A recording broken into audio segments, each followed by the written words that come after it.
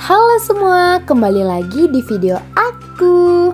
Kali ini kita akan membahas tentang ilmu filsafat dan etika dalam penelitian. Yuk simak video lengkapnya. Adapun pokok materi kita pada video kali ini, pertama, pengertian filsafat. Kedua, cabang ilmu filsafat. Ketiga, pengertian etika. Keempat, jenis etika. Dan yang kelima, hubungan antara ilmu filsafat dan etika penilaian. Sebenarnya apa sih filsafat itu? Filsafat berasal dari bahasa Yunani yaitu philosophia, dari kata philos yang artinya cinta dan sophia artinya pengetahuan yang bijaksana. Kemunculan filsafat pada abad ke-5 sebelum Masehi merupakan pendobrakan terhadap zaman mitos pada masa itu. Terjadi revolusi pemikiran terhadap dominasi zaman mitos atas klaim kebenaran.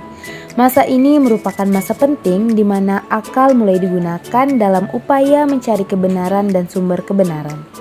Sejarah pemikiran memasuki zaman baru yaitu zaman logos. Filsafat dikatakan sebagai mother of science. Dalam perkembangannya, filsafat melahirkan cabang-cabang ilmu yang berkembang menjadi ranting ilmu dan sub-ranting ilmu. Filsafat mempunyai dua pengertian. Pertama, filsafat sebagai produk yang mengandung arti bahwasannya filsafat sebagai jenis ilmu pengetahuan, konsep-konsep, teori, sistem aliran yang merupakan hasil berproses berfilsafat. Kedua, filsafat sebagai suatu proses. Dalam hal ini, filsafat diartikan sebagai bentuk aktivitas berfilsafat sebagai proses pemecahan masalah dengan menggunakan cara dan metode tertentu. Lalu, apa saja sih cabang ilmu filsafat itu? Di samping filsafat telah berkembang menjadi ilmu-ilmu khusus, di dalam filsafat sendiri mempunyai cabang-cabang yang terus berkembang sesuai dengan perkembangan permasalahan yang dihadapi. Cabang filsafat ada dua. Yang pertama, lingkaran pertama dan yang kedua, lingkaran kedua. Lingkaran pertama meliputi ontologi, epistemologi, metodologi, logika, etika, dan estetika. Sedangkan lingkaran kedua meliputi filsafat sosial, filsafat politik, filsafat hukum, filsafat ekonomi, dan masih banyak lagi. Lalu, apa itu etika? Etika adalah cabang dari filsafat yang membicarakan tentang nilai baik buruk. Etika disebut juga dengan filsafat moral. Etika membicarakan tentang pertimbangan tindakan baik buruk, susila tidak susila dalam hubungan antar manusia. Etika dari bahasa Yunani yaitu ethos yang berarti watak kesusilaan atau adat.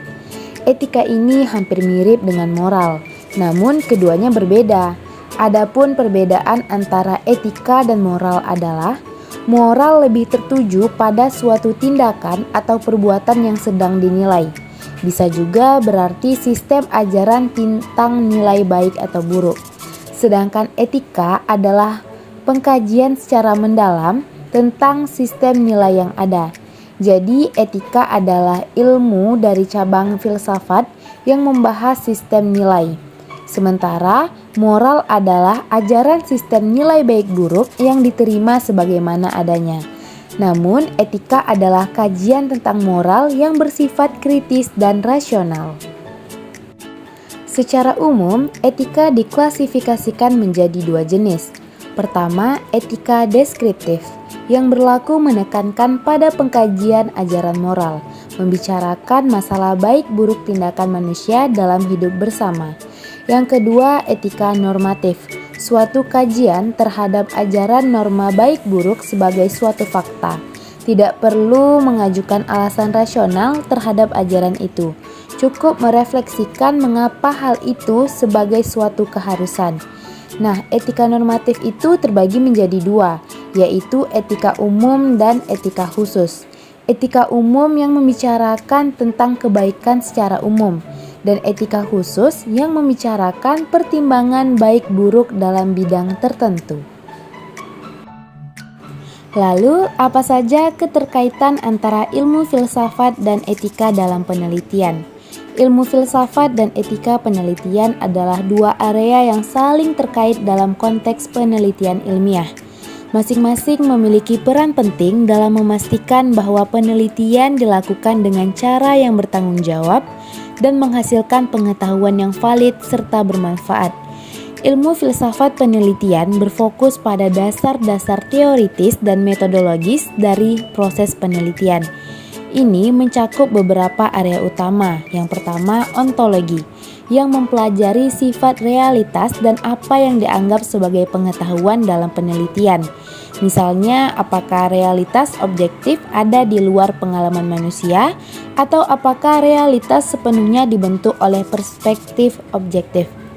Yang kedua, epistemologi, yang mempelajari teori pengetahuan, termasuk bagaimana pengetahuan itu diperoleh. Yang ketiga, metodologi, yang menganalisis metode yang digunakan dalam penelitian dan bagaimana metode tersebut sesuai dengan teori-teori epistemologis dan ontologis. Yang keempat, aksiologi, menilai nilai-nilai yang mempengaruhi penelitian, termasuk bagaimana nilai-nilai tersebut mempengaruhi pemilihan topik, pendekatan, dan interpretasi hasil penelitian. Masuk kita pada materi terakhir, yaitu tentang etika penelitian. Etika penelitian berfokus pada prinsip-prinsip moral yang harus dipatuhi selama proses penelitian untuk memastikan integritas dan tanggung jawab. Etika dalam penelitian juga sangat penting untuk memastikan bahwa penelitian dilakukan dengan cara yang adil, jujur, dan menghormati hak serta kesejahteraan semua pihak yang terlibat. Beberapa aspek kunci dari etika penelitian meliputi 1. Persetujuan informed. Peneliti harus mendapatkan persetujuan yang jelas dan terinformasi dari peserta penelitian. Ini berarti peserta harus memahami tujuan penelitian, potensi risiko, dan manfaat sebelum mereka setuju untuk berpartisipasi. 2. Kerahasiaan. Informasi pribadi peserta harus dijaga kerahasiaannya. Data yang dikumpulkan harus disimpan dengan aman dan hanya digunakan untuk tujuan penelitian yang telah disepakati. 3. Kejujuran dan integritas. Peneliti harus melaporkan temuan mereka dengan jujur, tanpa memanipulasi data atau hasil untuk memenuhi tujuan tertentu. Plagiarisme dan pemalsuan data adalah pelanggaran serius terhadap etika penelitian. 4. Kesejahteraan peserta. Penelitian harus dirancang dan dilaksanakan dengan mempertimbangkan kesejahteraan peserta. Resiko yang diminimalkan dan potensi manfaat harus lebih besar dari resiko yang mungkin timbul. 5. Kewajaran. Peneliti harus memastikan bahwa semua peserta diperlakukan secara adil dan tidak ada diskriminasi atau eksploitasi. Pengambilan keputusan harus bebas dari bias atau kepentingan pribadi. 6. Tanggung jawab sosial. Peneliti harus mempertimbangkan dampak sosial dari penelitian mereka dan berusaha untuk memberikan kontribusi positif kepada masyarakat. 7. Kepatuhan terhadap aturan dan regulasi.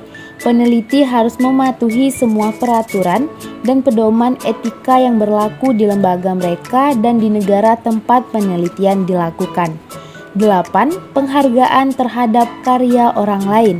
Pengakuan yang tepat harus diberikan kepada kontribusi orang lain dalam penelitian, termasuk sitasi yang benar untuk karya yang digunakan ataupun dikutip. 9. Transparansi.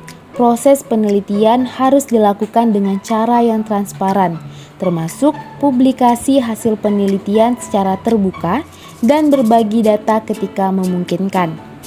Kesimpulan materi kita pada video kali ini mengintegrasikan filsafat dan etika dalam penelitian, membantu memastikan bahwa proses penelitian tidak hanya valid secara ilmiah, tetapi juga bertanggung jawab secara sosial dan moral. Keduanya memberikan kerangka kerja penting yang memandu peneliti dalam menjalankan dan melaporkan penelitian mereka dengan cara yang etis dan reflektif. Sekian penyampaian materi kita kali ini. Sampai jumpa pada video selanjutnya. Bye-bye, friend!